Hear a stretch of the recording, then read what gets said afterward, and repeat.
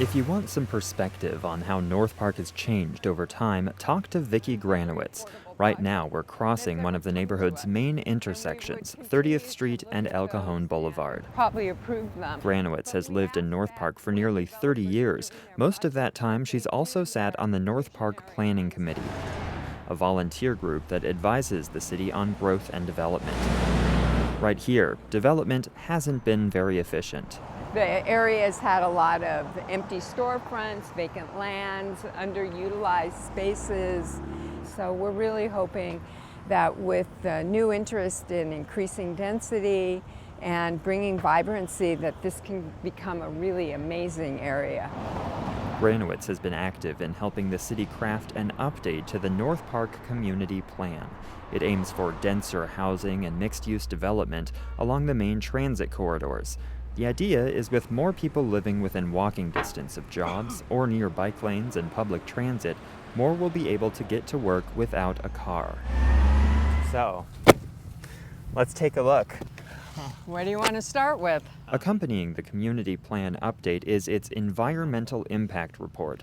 The city published it about a month ago. In more than 800 pages, the city analyzes how all of this new development will affect everything from air and water quality to noise pollution. Granowitz and I flipped through the pages looking for an important section. The traffic. Is that in a different section?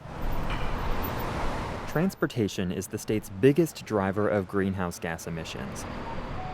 And remember, the whole point of this community plan update is to get people out of cars.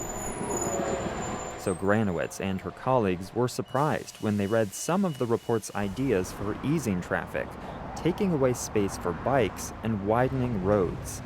I went, oh my God, that's exactly the opposite of everything in our community plan. That we are doing nothing but asking for bicycle facilities. I mean, the idea is to get people out of cars. So why would the city think widening roads and nixing bike lanes could actually improve the environment? The answer is complicated and wonky, but try to bear with me. The city used an old method for analyzing traffic called level of service. Under this method, high-density housing could be seen as bad for the environment because the surrounding streets may get more congested. Slow-moving cars pollute the air, so adding car lanes to speed up traffic would actually appear to reduce pollution. This has been the thinking across California for decades. Hey, good to see you. Good to see you too. Nicole Capritz heads the nonprofit Climate Action Campaign in San Diego. She and other environmental groups want the city to switch over to a newer way of analyzing traffic called vehicle miles traveled. Level of service is really how do we get people from point A to point B in their cars as fast as possible. Like, it's a pretty one-dimensional analysis. And vehicle miles traveled is how do we enable people actually to use different modes of transportation and get there also, in a reasonable amount of time, but using not just the car, but also biking, walking, and public transit. State law is expected to make this new method mandatory by 2019, but there's nothing stopping cities from adopting it early. San Francisco did so in March.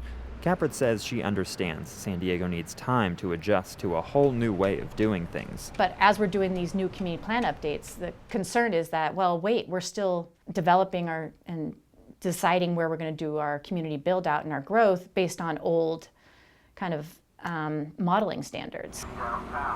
The city of San Diego declined an interview for this story. A spokesman said in an email that San Diego, like many other cities in California, is following the state's lead regarding vehicle miles traveled.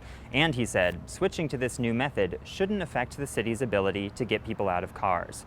Experts I talked to say that misses the point, that San Diego needs real numbers, data on how or whether all of this new development will change our behavior. The key question for me is it enough?